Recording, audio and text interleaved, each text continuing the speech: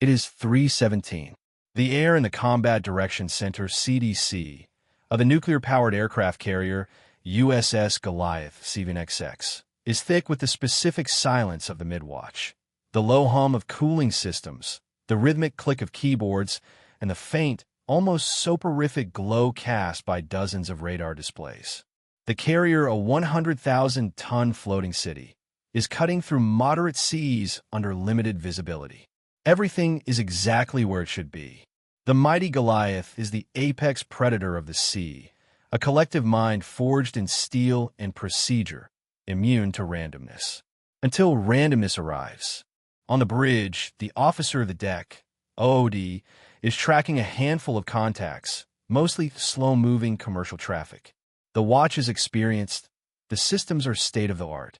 They possess the capacity to track every mosquito within a 200-mile radius. Yet, that capacity is useless when the human element fails, distracted by the tedious grind of 4 a.m. The Contact, a massive, fully laden VLCC supertanker named the Poseidon's Albatross, appears late. Not because the radar failed, but because the human eye, trained by decades of habit, failed to recognize the signature of a vessel deliberately navigating outside established lanes, running dark, or simply moving too slowly to register as an immediate threat in the high-speed mind of a naval officer. 3 hours, 17 minutes, and 42 seconds. The navigational plotter's voice finally cuts through the quiet, laced with an escalating terror that instantly strips the atmosphere of its routine professionalism. Contact bearing 035, range 1.2 miles. Closing rapidly. Sir, he's not turning. The OD grabs the microphone, heart slamming against his ribs. The distance is negligible. The closing speed is catastrophic. The time available to alter the course of a 100,000-ton mountain of steel is measured in minutes, not seconds. All ahead flank. Right full rudder. Sound collision alarm. Collision. Collision. The air erupts into an urgent, high-pitched klaxon, the sound of the machine recognizing its own mortality. The flight deck crew bolts upright. The engineers in the main engine rooms brace for impact. But the physics of the open sea are a cruel master. The Goliath, for all its nuclear power, is a slave to inertia. The supertanker, 350 meters of commercial indifference, carrying 300,000 tons of crude oil, 3 times the displacement of the carrier, is now a rogue planet intersecting a predetermined orbit. It is a slow, unstoppable steel-plated fist. 3 hours and 18 minutes. The impact is not the sharp, cinematic explosion of Hollywood. It is a terrifying, sickening, guttural crunch, the sound of tens of thousands of tons of metal grinding against each other. The collision hits the Goliath just forward of the island, a catastrophic blow to the starboard side. The entire ship shudders with a violence that defies its colossal mass. Men are thrown from their stations. Lights flicker, then die in multiple sections. For a fleeting, agonizing second, the perfectly engineered collective mind of the aircraft carrier, the ultimate expression of military technological superiority, ceases to function coherently. This is the 0 second, and the crisis has only just begun. 1. The physics of catastrophe and primary damage.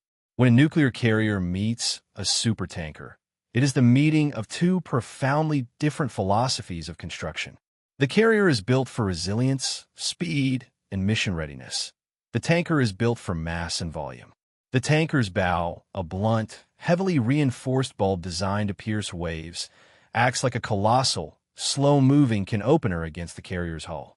We must immediately establish the contrast of machines. The carrier's outer hull, though made of specialized high-strength steel, is breached instantly. The force generated, the kinetic energy released by 2 moving objects totaling nearly 500,000 tons, is immense. This is not a fender bender.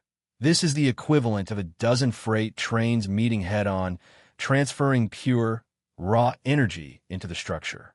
The Poseidon's Albatross carved a brutal, jagged tear nearly 40 feet long below the carrier's waterline. This immediately introduced the prime killer, the ocean. Within minutes, the brutal mathematics begin to play out. Water, the primary enemy, is now flooding multiple compartments, berthing areas, storage rooms, and, most critically, auxiliary machinery spaces located deep within the ship's vital organs. The Damage Control Officer, DCO, reports to the bridge with chilling precision. We have breached integrity in 4 main vertical zones. Zones 2, 3, 4, and 5 are compromised. Rapid flooding, starboard side. 2. Protocol Alpha, the instinctive machine. The beauty of a U.S. Navy DC, damage control, doctrine is that it operates not on thinking, but on instinct. Decades of grueling, brutal training, the constant repetition of drills, pipe patches, shoring, and firefighting are designed to bypass cognitive processing. At the moment of impact, the crew transforms from individuals into the never-fail machine of salvage. The Damage Control Central, DCC, a heavily armored, secondary command center deep in the ship's bowels, instantly activates. This is the heart that refuses to stop beating. Initial assessment and isolation. Phase 1, the first 5 minutes. 1. Stop the bleeding. Isolation teams are immediately dispatched to verify the status of watertight doors and hatches in adjacent zones. The goal is simple: isolate the catastrophe. If the flood boundary cannot be sealed, the ship will lose stability. 2. Man the pumps. Electric and hydraulic pumps, both fixed and portable, are brought online immediately to fight the ingress. But pumping capacity is rapidly overwhelmed by the sheer volume of the breach. 3.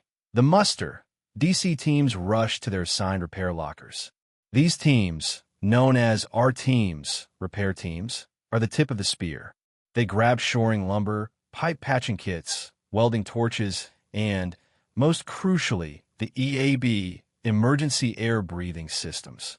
They are descending into darkness, into compartments already filling with cold seawater, mixed with the noxious, flammable slosh of crude oil released by the ruptured tanker.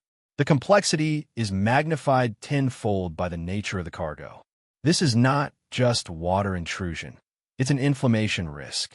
The tanker's crude oil, mixing with ruptured fuel lines internal to the Goliath, creates a highly volatile, toxic soup. The battle against sinking is now also a battle against fire and asphyxiation. The collective mind of the Goliath is focused on the immediate threat, preserving the steel box itself. But deep within the ship, an even greater concern dominates the minds of the highest command, the nuclear heart. The machine must not only survive, it must remain contained. 1. The price of duty, drowning in procedure. Deep within the compromised starboard side, the battle for survival is waged in total darkness and deafening noise. The DC teams, clad in their battle dress, are not fighting a human enemy. They are fighting physics. This is where the collective consciousness of the U.S. Navy collides head-on with the physiology of betrayal. In normal circumstances, the human body is designed to panic under stress, to seek escape from cold and claustrophobia. But the men and women of the R teams have been programmed by relentless training to ignore these primal screams. They are descending into a steel coffin rapidly filling with 45-degree Fahrenheit seawater. The initial shock of cold is agonizing. Hypothermia, the secondary killer after blunt trauma, begins its work instantly, sapping strength and clarity. The central challenge is hydraulic pressure. For every foot the teams descend below the waterline, the pressure mounts exponentially. The water is no longer a fluid. It is a weight. When they reach the breach, they're not simply plugging a hole. They are wrestling with an external force trying to rip the ship apart.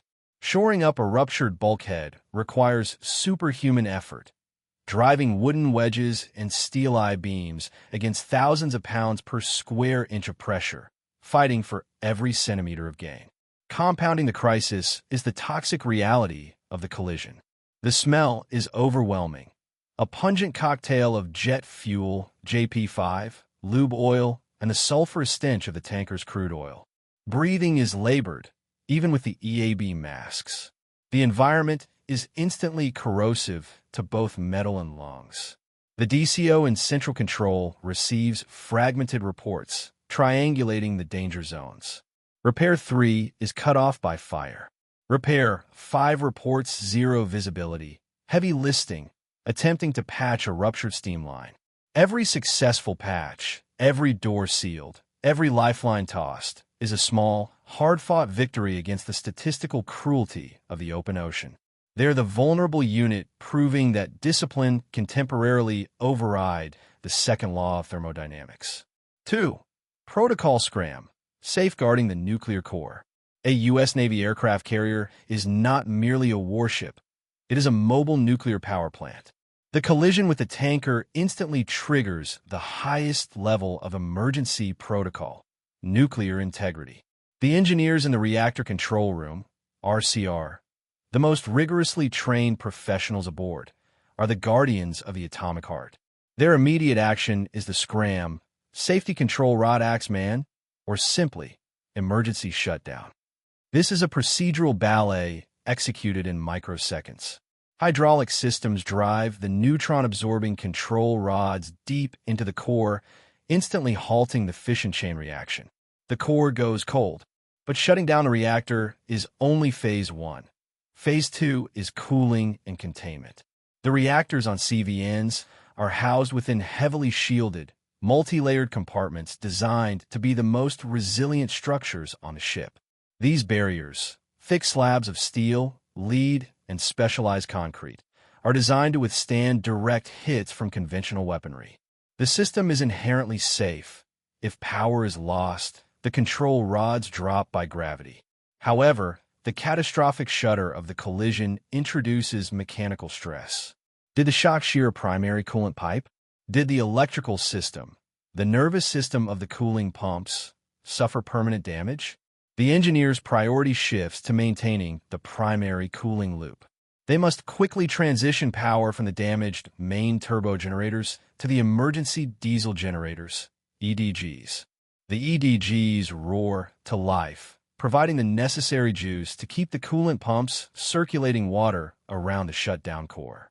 The danger is not an immediate atomic explosion, which is physically impossible with naval reactors. The danger is core overheating, a slow, inexorable rise in temperature that, if unchecked, could breach the primary containment vessel, leading to the highly publicized and politically toxic disaster of core damage and potential localized radiation release. The Goliath might be physically salvageable, but a radiological contamination event would constitute a mission kill of the highest order. The machine's ability to protect its own energy source is the ultimate test of its design. 3. The cruelty of time and the free surface effect. The clock is the most ruthless adversary. Every minute the flood continues, the carrier's structural stability erodes, moving toward a point of no return. The DCO is tracking the flood rate, tons of water per minute, versus the pump rate, tons of water removed per minute. In the initial moments, the flood rate will always win. The Goliath is taking on a staggering quantity of water. This leads to the concept of the free surface effect. As large masses of water slosh uncontrolled within partially filled, large compartments, the center of gravity shifts erratically, compromising stability. This rocking action, even slight, increases the list tilt of the ship and stresses the undamaged bulkheads, threatening cascading failures. The DCO must make brutal, real-time decisions. Which compartments must be sacrificed, intentionally allowed to flood entirely, to eliminate the free surface effect and stabilize the vessel. It is a tactical retreat designed to preserve strategic integrity. The contrast here is stark. The unyielding machine, the carrier, is fighting its own entropic decay. The sailors are not just plugging holes. They are buying time, the critical time needed for outside assets, for specialized salvage crews, and for the ultimate rescue. The window of survival is not static. It is aggressively slamming shut. The collective mind must work perfectly, because the slightest hesitation means the physics of the ocean will claim the 100,000-ton prize. 1. Doctrine written in blood. The cost of complacency. The protocols now frantically being executed aboard the stricken Goliath are not abstract theory. They are rules forged in the intense, searing heat of past failures, a debt paid in the lives lost aboard other ships. This is the historical duty of the fleet, to learn, evolve, and ensure that the statistical cruelty of the sea is met with ever-increasing discipline. The most crucial lessons were learned not in war, but in the mundane environment of maritime traffic. We refer specifically to the 2017 collisions involving the guided missile destroyers USS Fitzgerald and USS John S. McCain. These incidents ripped holes in the Navy's doctrine far deeper than any physical breach. They proved that the most advanced naval metallurgy and the world's most sophisticated radar systems are utterly helpless against the simplest vulnerability: human exhaustion and navigational arrogance. In both destroyer incidents, the ships were not only struck but were dangerously close to being completely lost, their highly trained crews barely managing to stabilize severe flooding. The investigations revealed systemic failures in bridge resource management, BRM, watchstanding protocols, and a culture that allowed complacency to creep into high-risk areas. The Goliath scenario, a failure to properly identify or react to a large, slow-moving commercial vessel, is the ultimate iteration of the McCain disaster, scaled up 10 times. Every DC team member battling the rising water knows, perhaps subconsciously, that their frantic, instinctual response is the direct consequence of the lives lost years earlier. Their current fight is the collective Navy's penance and proof that the collective mind has absorbed the painful lessons. The naval leadership, watching this crisis unfold, understands that the fundamental flaw was not in the 90,000 tons of steel, but in the single person who watched the display too long without challenging the trajectory. 2. The evolution of salvage, the adaptive machine. The early DC doctrine relied on sheer muscle, wooden shoring, and ingenuity. Today, the machine of salvage has been augmented by technology designed to expand the window of survival beyond physiological limits. The tools deployed by the R teams go far beyond the conventional. Polymer rapid patching. For minor cracks and leaks in inaccessible areas, teams utilize advanced two-part, quick-setting polymers and specialized hydraulic cements capable of curing underwater, providing a critical temporary seal faster than conventional welding or patching. Composite shoring. Modern shoring systems utilize lightweight, high-strength carbon fiber and composite materials, replacing the heavy lumber of past eras. This allows teams to shore up stressed bulkheads faster and with greater geometric precision, distributing the load from the water's pressure more effectively. External assets. Once the internal crisis is contained, the external response is critical. The U.S. Navy immediately launches specialized logistics and salvage support vessels, specifically TATF, Fleet Ocean Tugs. These are not merely tugboats. They are heavy-duty salvage platforms equipped with high-capacity pumps, diving support, and the ability to tow a crippled capital ship. Their mobilization is part of the doctrine, the recognition that no ship, no matter how massive, can self-sustain a catastrophic hit indefinitely. The Goliath needs external assistance to prevent the list from worsening and to begin the complex process of external plate reinforcement.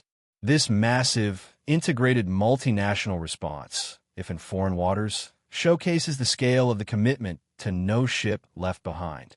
3. The juridical and reputational tsunami. The physical chaos of the collision instantly triggers a secondary, equally intense storm: the juridical tsunami. A maritime disaster of this magnitude involves billions of dollars, international law, and the careers of the Navy's most senior officers. The moment the Goliath stabilizes, the Judge Advocate General, JAG, Corps begins its own operation, the Court of Inquiry. 1. Liability assessment. Under the international regulations for preventing collisions at sea, COLREGs, even a warship, though often given navigating priority, is never absolved of the responsibility to maintain a proper lookout and avoid collision. The investigation must determine the exact chain of failures. Was the tanker running without its AIS transponder?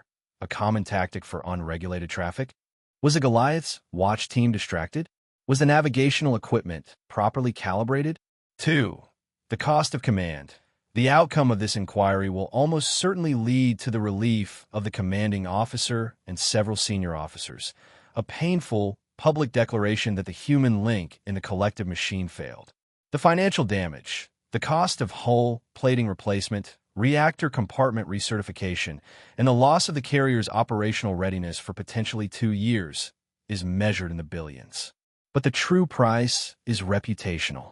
The image of the world's most powerful warship limping in a port, scarred by a civilian oil tanker, is a powerful propaganda tool for adversaries. It underscores the ultimate, humbling truth. Technological supremacy is meaningless without perfect human vigilance. The crisis response must be flawless, not only to save the ship, but to reaffirm the fundamental confidence in the entire U.S. naval doctrine. The battle is entering its final, most critical phase, securing the breach permanently and ensuring the atomic heart is truly safe. The battle against the sea, fought in the black, freezing confines of the Goliath's starboard side, lasted 6 hours. 6 hours during which the vulnerable unit, the individual sailor, fought the merciless reality of the open ocean.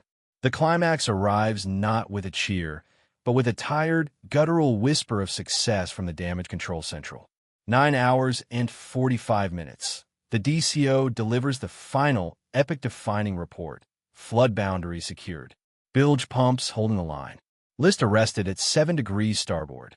External pressure minimized by temporary patches. The salvation apparatus has won its internal war. The Goliath will float. It has survived the lethal embrace of the supertanker and the immediate threat of capsize. The slow, agonizing surrender of physics has been reversed by sheer, disciplined will.